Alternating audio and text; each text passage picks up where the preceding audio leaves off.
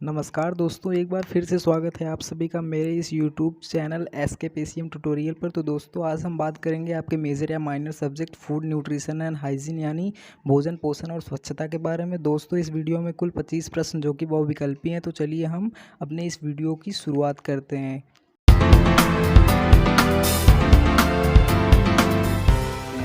तो इसमें first question दे रखा है कि निम्न में किसे भोजन की महत्वपूर्ण प्रक्रिया माना गया है।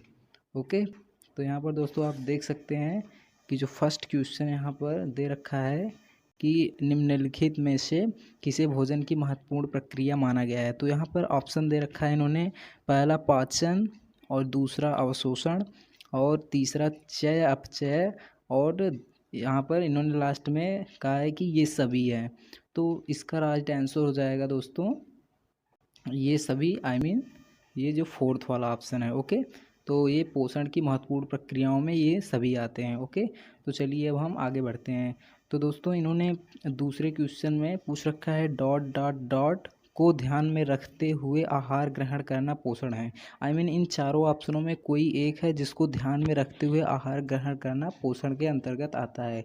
तो दोस्तों, इन चारों ऑप्शनों में आप देखेंगे, पहला ऑप्शन आहारी आवश्यकताओं, दूसरा स्वास्थ्य, तीसरा आर्थिक स्थिति और चौथा संस्कृति। तो इसका राइट आंसर हो जाएगा दोस्तों आहारी आवश्यकताओं को ध्यान में रखते हुए आहार ग्रहण करना पोषण है। तो इसलिए फर्स्ट ऑप्शन इसका राइट ऑप्शन है। ओके, तो अब उसके बाद हम लोग तीसरे क्वेश्चन की ओर बढ़ते हैं। तो इसमें पूछ रखा है कि आहार एवं पोषण विज्ञान उपयोगी होता है।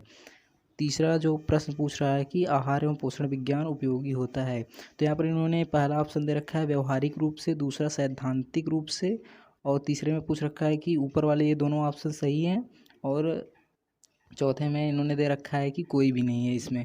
तो यहाँ पर राइट आंसर हो जाएगा दोस्तों तो तीसरा ऑप्शन, क्योंकि व्यवहारिक रूप से और सैद्धांतिक रूप से आहार एवं पोषण विज्ञान उपयोगी होता है। ओके, तो चलिए अब हम नेक्स्ट क्वेश्चन की ओर बढ़ते हैं। तो इसमें चौथा क्वेश्चन पूछ रखा है कि आहार एवं पोषण विज्ञान तथा पाक शास्त्र में कैसा संबंध है। तो यहाँ पर इन्होंने ऑप्शन दे रखा है कि परस्पर विरोधी, उसके बाद घनिष्ठ एवं पारस्परिक, और तीसरा दे रखा है साधारण, और चौथा दे रखा है कि इनमें से कोई नहीं। तो यहाँ पर दोस्तों आहार एवं पोषण विज्ञान तथा पाक शास्त्र में घनिष्ठ एवं पारस्परिक संबंध होता है, इसलिए ऑप्शन नंबर जो है इसका दूसरा ब, घनिष्ठ एवं पारस्परिक सही है। ओके, तो उसके बाद इन्होंने पूछ रखा है कि मनुष्य ने अपने आहार एवं पोषण के विषय में एक व्यवस्थित अध्ययन करने के लिए कौन सा विज्ञान विकसित किया है। तो जो मनुष्य ने आहार एवं पोषण के विषय में एक जो विज्ञान विकसित किया है, तो यहाँ पर चार ऑप्शन इन्होंने दे रखा है कि आहार एवं पोषण विज्ञान, खाद्य विज्ञान और गृह विज्ञान और स्वास्थ्य विज्ञान, चौथा ऑप्शन। तो जो आहार एवं पोषण के लिए विज्ञान विकसित किया गया दोस्तों, वो है आपका आहार एवं पोषण विज्ञान, इसलिए फर्स्ट ऑप्शन राइट ऑप्शन।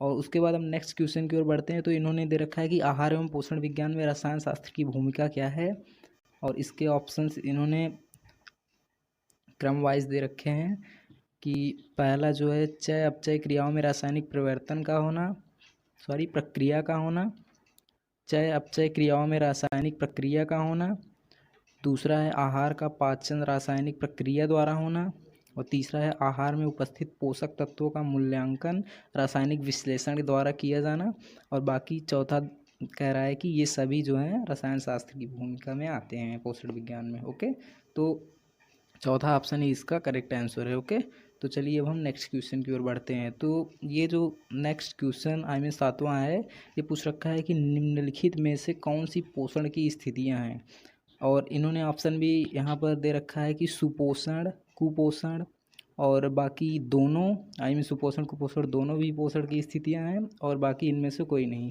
तो यहाँ पर दोस्तों जो सुपोषण और कुपोषण यानी जो दोनों ऊपर वाले ऑप्शन हैं ये करेक्ट हैं, तो इनको दोनों को मर्ज करके यहाँ पर ऑप्शन बनाया गया है तीसरा। तो इस तरीके से ये भी सॉल्व हो गया है। और उसके बाद हम नेक्स्ट क्वेश्चन की ओर बढ़ते हैं। तो इन्होंने पूछा है कि आहार की मात्रा एवं गुणवत्ता, आहार की आवश्यकता तथा महत्व का व्यवस्थित अध्ययन निम्नलिखित में से किसके अंतर्गत किया जाता है, और इन्होंने दे रखा है कि पहला ऑप्शन अर्थशास्त्र के, द्वारा, और दूसरा है समाजशास्त्र के द्वारा, और तीसरा है आहार एवं पोषण विज्ञान के द्वारा, और बाकी चौथा ऑप्शन है स्वास्थ्य विज्ञान के द्वारा। तो यहाँ पर आप देख सकते हैं कि आहार की मात्रा, गुणवत्ता, आहार की आवश्यकता, यहाँ सब सब भोजन से ही बिलोंग चीज़ें हैं, तो इसलिए इसका जो है तीसरा ऑप्शन करेक्ट है। नेक्स्ट क्वेश्चन में पूछ रखा है दोस्तों कि निम्न में से किसे कुपोषण की प्रमुख स्थिति माना गया है। और यहाँ पर इन्होंने ऑप्शन दे रखा है अतिपोषण, दूसरा अल्प पोषण, और तीसरे में पूछ रखा है कि ये अ और ब दोनों, यानी फर्स्ट और सेकंड ऑप्शन दोनों ही हैं, और तीसरा है चौथा है कि इनमें से कोई नहीं। ओके, तो यहाँ पर ये जो तीसरा ऑप्शन है और ब दोनों, यानी अतिपोषण और अल्पोषण दोनों ही कुपोषण की स्थिति हैं। ओके, तो अब उसके बाद यहाँ पर 10th क्वेश्चन पूछ रखा है कि वह विज्ञान जिसके अंतर्गत मनुष्य द्वारा ग्रहण किए जाने वाले आहार तथा ग्रहण किए जाने वाले आहार के परिणाम स्वरूप होने वाले पोषण का व्यवस्थित अध्ययन किया जाता है। तो दोस्तों ये जो है प्रीवियस क्वेश्चन है, शायद 8th वाला था, तो इसका जो है राइट आंसर है फर्स्ट वाला, आहार एवं पोषण विज्ञान के अंतर्गत हम इसको जो है अध्ययन करते हैं इसका। उसके बाद इसने पूछ रखा है नेक्स्ट क्वेश्चन में कि ... अतिपोषण का एक उदाहरण है, यानी इनमें से चारों ऑप्शनों में से कौन सा अतिपोषण का एक उदाहरण है। और इन्होंने ऑप्शंस दे रखे हैं मोटापा, वजन कम होना, कमजोरी, अच्छा स्वास्थ्य। तो इसका फर्स्ट ऑप्शन करेक्ट ऑप्शन है, मोटापा जो है अतिपोषण का एक उदाहरण है। ओके, तो चलिए अब हम नेक्स्ट क्वेश्चन की ओर बढ़ते हैं। और इन्होंने पूछ रखा है कि परिवार की आहार संबंधित व्यवस्था में अर्थशास्त्र का क्या योगदान होता है। कि जो है फर्स्ट ऑप्शन दे रखा है पारिवारिक बजट बनाते समय उसमें आहार संबंधी व्यय का प्रावधान करना। दूसरा ऑप्शन है आहार नियोजन करते समय मित व्ययिता का ध्यान रखना। और बाकी तीसरा है अपनी आर्थिक स्थिति तथा पसंद का ध्यान रखना। और फोर्थ ऑप्शन है कि ये सभी। तो जो है अर्थशास्त्र का योगदान है इन सभी, जो ऊपर वाले तीनों ऑप्शन हैं इन सभी का है आहार संबंधी व्यवस्था में। ओके, तो चलिए हम नेक्स्ट क्वेश्चन की ओर बढ़ते हैं। तो इसमें पूछा है इन्होंने क्वेश्चन नंबर 13 में पूछ रखा है कि पूर्ण रूप से स्वस्थ रहने के लिए निम्न में से क्या करना आवश्यक है। तो यहाँ पर भाई क्या करना आवश्यक है, चलिए देखते हैं, हम भी स्वस्थ रहें ताकि। तो इन्होंने फर्स्ट में दे रखा है नियमित रूप से आहार ग्रहण करना, ये तो सभी करते हैं, नहीं करते आप। और दूसरा इन्होंने दे रखा है पोषक तत्वों की उचित मात्रा ग्रहण करना। और फिर तीसरा ऑप्शन है कि नियमित रूप से उपवास करना। अरे तेरी। और उसके बाद चौथा दे रखा है ये सभी। तो भैया ये सभी तो किसी से ना हो पाएगा, और इसका जो राइट आंसर है पोषक तत्वों की उचित मात्रा ग्रहण करना। ठीक है, तो चलिए अब नेक्स्ट क्वेश्चन की ओर बढ़ते हैं। और अगला जो प्रश्न हमसे पूछ रहा है वो कह रहा है कि निम्न में से कौन सी पोषण विज्ञान की मान्यता है। ठीक है, तो चलिए यहाँ पर इन्होंने पहला ऑप्शन दे रखा है प्रत्येक व्यक्ति की पोषण संबंधी आवश्यकताएं अलग अलग होती हैं। फिर इन्होंने दे रखा है ऑप्शन दूसरा पोषण से संबंधी आवश्यकताओं को ध्यान रखना अनावश्यक है। फिर उसके बाद तीसरा इन्होंने दे रखा है कि सभी व्यक्तियों की पोषण संबंधी आवश्यकताएं समान होती हैं, ये तो कभी नहीं होगा सही। उसके बाद चौथा ऑप्शन दे रखा है ये सभी मान्यताएं अनुचित हैं। तो यहाँ पर दोस्तों जो करेक्ट आंसर है वो है फर्स्ट। तो चलिए अब हम नेक्स्ट क्वेश्चन की ओर बढ़ते हैं। और ये कह रहा है कि निम्न में से कौन सा कुपोषण का रूप हो सकता है। ठीक है भैया, कह रहा है कि कौन सा कुपोषण का ये फॉर्म हो सकता है। तो यहाँ पर ऑप्शन नंबर विकल्प जो पहला है वो दिया है कि अस्पष्ट तथा अनिश्चित रूप। दूसरा है असंतुलित पोषण। तीसरा है अ तथा ब दोनों, आई मीन जो दोनों ऊपर वाले विकल्प हैं वो दोनों हो सकते हैं। और चौथा है अल्प पोषण। तो यहाँ पर जो पहला और दूसरा ऑप्शन दोनों ही करेक्ट हैं, तो इसलिए तीसरा ऑप्शन इसका जो है सही है। उसके बाद इन्होंने नेक्स्ट जो है आई मीन अगले प्रश्न में पूछ रखा है कि सामान्य पोषण यानी उचित की दशा में, और ऑप्शन दिया है कि शरीर की समस्त ग्रंथियों में रसों का उचित निर्माण एवं स्राव होता है, और शरीर को आवश्यक ऊर्जा प्राप्त होती है तथा शारीरिक क्रियाएं सुचारू रूप से चलती हैं। हाँ भाई, जब आप उचित पोषण मतलब आपका होता है, आप नियमित रूप से खाना खाते हो। ऑप्शन नंबर पहला और दूसरा दोनों ही सही हैं, क्योंकि अगर आप सही से खाना खाओगे तो आपकी समस्त ग्रंथियों में जो है जो सभी रस बनते हैं, बहुत प्रकार के रस होते हैं, आप उनको देख सकते हैं अपनी बुक में या फिर यूट्यूब पे सर्च करके। जठर रस बाकी सब इत्यादि इत्यादि बनते हैं काफ़ी प्रकार के, तो उनमें जो है उचित निर्माण एवं स्राव होता है उनका, और बाकी शरीर को जो है जितनी एनर्जी चाहिए होती है वो मिलती है, और जो एक्टिविटीज़ हैं आपकी पूरी डेली एक्टिविटी वो सभी जो है सुचारू रूप से चलती रहती हैं। ओके, तो इसलिए इसका जो है ऑप्शन नंबर सी इसका राइट आंसर है। ओके,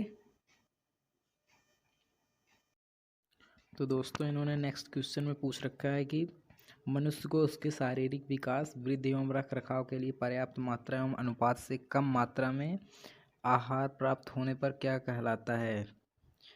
तो यहाँ पर इन्होंने ऑप्शन दे रखा है कि आवश्यक पोषण, दूसरा अति पोषण, तीसरा अनावश्यक पोषण और चौथा है अल्प पोषण। तो इसका जो राइट ऑप्शन है वो है अल्प पोषण। जब उसके जो है जितनी ज़रूरत है उससे कम जो है मिलेगा उसको, तो वो अल्प पोषण के अंतर्गत आएगा। ओके, तो चलिए अब नेक्स्ट जो है क्वेश्चन पूछ रखा है कि निम्न में कौन सा अल्प पोषण का लक्षण है। तो यहाँ पर इन्होंने दे रखा है विकल्प: मांसपेशियों का गठन ठीक प्रकार न होना, व्यक्ति का वजन शरीर की लंबाई के अनुपात में कम होना, शारीरिक शक्ति का कम होना तथा कमजोरी, और बाकी ये सभी जो ऊपर दिए हुए हैं। तो अल्प पोषण के अंतर्गत ये तीनों जो ऊपर अ, ब और स में हैं, तो इसलिए इसका चौथा ऑप्शन सही है आते हैं। ओके, तो चलिए अब अगला प्रश्न हमें ये कह रहा है कि अपोषण का व्यक्ति के पाचन तंत्र पर क्या प्रभाव पड़ता है। तो इन्होंने ऑप्शंस दे रखे हुए हैं कि आहार का पाचन एवं शोषण ठीक प्रकार से नहीं होता, पाचन क्रिया में सहायक एंजाइम तथा रस पर्याप्त मात्रा में नहीं बनते, और पाचन तंत्र का कार्य अनिश्चित हो जाता है, और बाकी ये सभी। ओके, तो यहाँ पर जो अपोषण का किसी व्यक्ति पर एक बहुत ही निगेटिव मतलब एक इफ़ेक्ट पड़ता है, और ये सभी ऑप्शंस इसके सही हैं ऊपर वाले, और ये सभी इस पे इफ़ेक्ट डालते हैं खराब। और अगला प्रश्न पूछ रहा है कि व्यवस्थित तथा नियमित पोषण माना जाता है। पहला अपोषण, दूसरा उचित या सामान्य पोषण को, तीसरा अति पोषण को या कुपोषण को। तो जो नियमित पोषण होता है वो उचित एवं सामान्य पोषण को कहा जाता है। उसके बाद यहाँ पर अगला प्रश्न ये कह रहा है कि कुपोषण व्यक्ति के स्वास्थ्य एवं शारीरिक विकास पर किस प्रकार प्रभाव डालता है। तो यहाँ पर पहला विकल्प है कि कोई प्रभाव नहीं डालता, दूसरा विकल्प है प्रतिकूल या हानिकारक, तीसरा है अच्छा, और चौथा है अस्पष्ट एवं अनिश्चित। तो यहाँ पर ये प्रतिकूल एवं हानिकारक जो निगेटिव इफेक्ट जो है डालता है किसी भी व्यक्ति के शरीर पर। ओके, तो चलिए अब अगला प्रश्न कह रहा है कि निम्न में से कौन सा उचित पोषण का परिणाम है। तो उचित पोषण के रिजल्ट्स क्या हैं, तो देखते हैं हम लोग क्या क्या हैं। तो यहाँ पर पहला विकल्प है कि व्यक्ति की आंखों में एक प्रकार की चमक होती है, त्वचा पर चमक तथा बाल चिकने, चमकीले एवं मुलायम होते हैं।